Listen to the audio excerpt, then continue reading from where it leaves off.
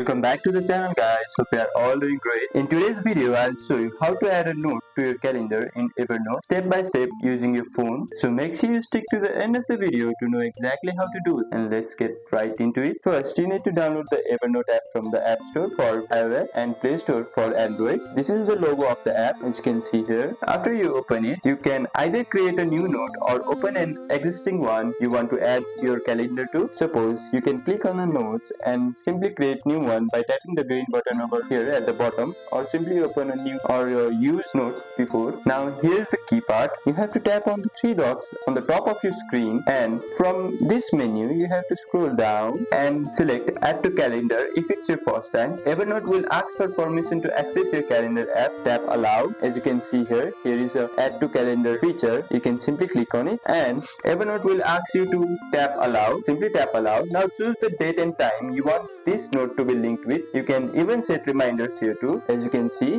when you click on this, you can add a reminder here. Simply click on it and you can add your time, date according to your preference when you want it to remind you. Once done, tap save. As you can see, after I have saved it, a pop-up comes up saying new reminder is set. Your note is now connected to your calendar and perfect for meetings, deadlines, or personal reminders. And that's how easy it is to add a note to your calendar using Evernote mobile. If this video helped you out, don't forget to like and subscribe for more quick tips like this. Thank you for watching, and I'll see you in the next one.